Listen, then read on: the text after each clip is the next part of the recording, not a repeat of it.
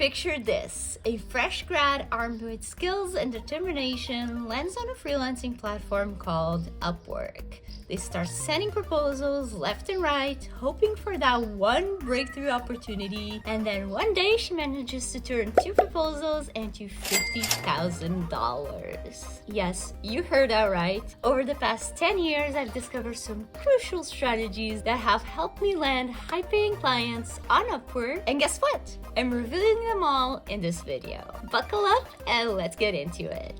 But first, a little reminder that if your profile isn't at 100%, you can see this on the right side of the homepage. You should definitely take care of that before sending any proposal, because you definitely don't want to be wasting your connects on a half-assed profile.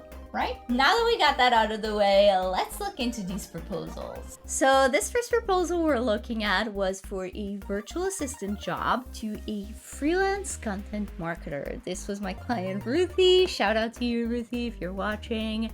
I really enjoyed working with her. Honestly, I really enjoyed working with both of these clients, but let's look into, if you want to pause to read the job post, you can do so, but let's look into the proposal. That's what we're here for. Oh my God, my hourly rate at the time, how things have changed. This was back in 2018, I think. I was fresh out of college. So I said, "Hello there, my name is Sylvia and I'd love to be your virtual assistant and help you with your freelance business. As a freelancer myself, I know that it can take some extra effort at times, and having someone to delegate in order to be able to work more is always helpful. I've worked for a couple bloggers before. You can see some of the posts here, and at the time I still had a free Wix site. Oh my God. I'm open to chatting with you weekly. I think that could be very helpful to update each other on what's been done and what's next. I'd be willing to take on any tasks that either fit my skills or that I can learn to do, so you can feel free to delegate any extras and have time to work on the most important things in your daily life. Looking forward to hearing from you, Sylvia Pino." So that's the proposal that I sent, and actually I remember she really liked it. The only thing she said was a kind of a red flag for her was that in my profile it said that I was still a student when I had just graduated. So update your profile. But yeah, let's look at this proposal a little bit closer. So first of all, I said hello there, which if you've seen my proposal review series linked right here, you'll know that I don't like that. But here in this case, I know I didn't have the client's name, so I'll give myself a pass for that. I also right now wouldn't say my name is Sylvia because they can see that. It's obvious. So it's extra information that shouldn't be there.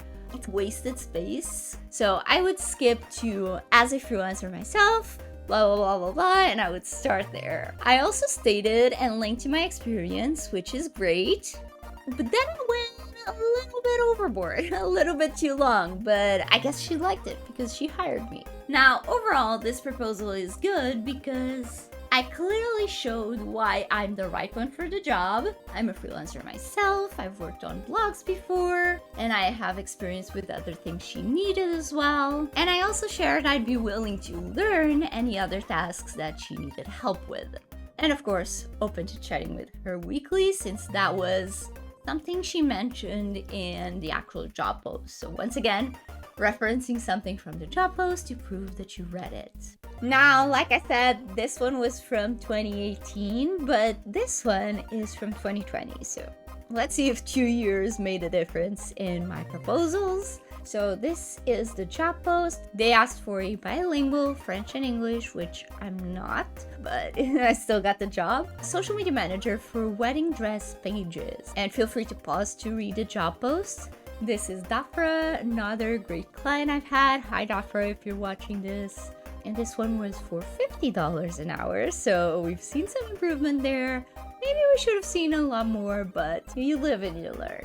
So yeah, a difference from this one is this one was actually, she invited me to the job. It wasn't just a proposal out of the blue. And the cover letter I sent said, "Hey Dafra, thank you so much for inviting me to this job. I recorded a quick video application, which you can see here." So I had learned the trick of using Loom. Overall, I loved your job post. I love how you know what you want and already have good content in place that I could work from, and I'd love to help you out with making it social media ready. Just as a recap, I'd love to know, and these are things I mentioned in the video, the links to your current social media accounts and website would be nice too. The language the content needs to be written on, and if you just need content strategy / creation / scheduling, not engagement, I create custom packages for all my clients depending on their need. Looking forward to hearing from you. And then she also asked a couple questions. So first of all, she asked, what is the optimal mix of our content versus other people's? And I said, when you say other people's, do you mean from competitors / others in your industry or user-generated content? Because you seem to have a lot of content already, so I wouldn't pick that much from others, maybe a bit on stories, but I wouldn't put it in a feed. If we're talking user-generated content, and you have a good amount, that we could even do half and half if there's a possibility. UGC is powerful. What kind of content would you post across 7 days? And I started by asking her a question back. May I ask why 7 days? I feel like sometimes clients seem to want the most posts possible, but I like to break it down to the why. I personally post 3 times a week and see decent growth in my own account. Not to mention, most of the growth is due to engagement, not the amount of posts. I always like to focus on the quality of the content rather than the quantity, so I usually go for anywhere between 3 and 5, but if you have a good reasoning behind 7 posts a week, I'm all ears. So I don't know if you can tell, but I see big improvements from the other one. So here I'm more like assertive. I know what I'm talking about, and I show that right here, especially in the last response, where I share with her that most clients seem to want this, but they actually need that. So I like seeing that. I like seeing the growth. And like I said, here I had the client's name because she did invite me, and usually invites include the client's name. But more importantly, I think the biggest thing here, apart from the confidence style, is the Loom video. And again, I don't remember what I said in the video. I've deleted it since, so I can't go back and watch it, unfortunately, but I remember she loved the video. Then what I did was just I highlighted what I could do for her, what I liked about the job, showing that I read it. I recapped what I'd like to know from her, so giving her a call to action and showing that I care.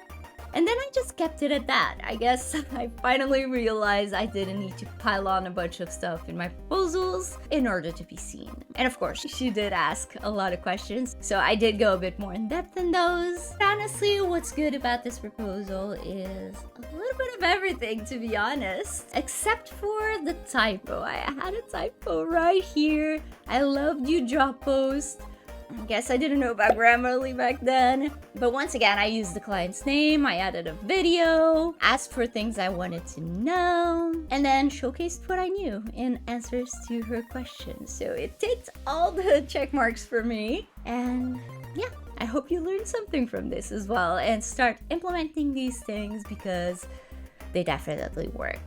And by the way, if you want to see proof on the money I made from these, it wasn't fully 50, I'll be honest, but it was close to that. So this was the first client that I talked about. This one was a total of $23,991.51.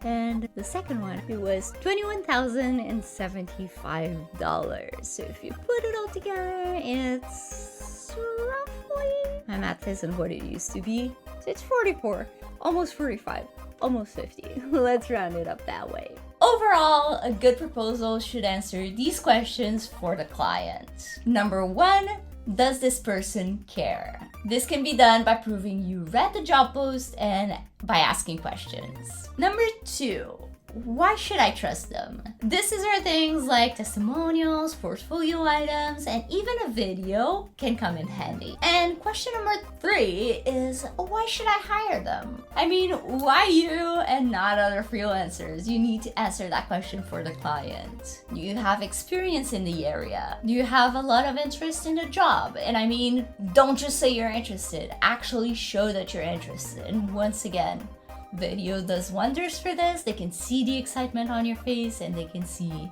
why you care about it. And honestly, again, I know I keep saying this, but video is literally the best way to answer all three of those for the client. Plus, it helps make it personable, shorter, and quicker for you to send out, as well as for the client to look through. You can learn how to use video to get clients right here. Yumi Cam.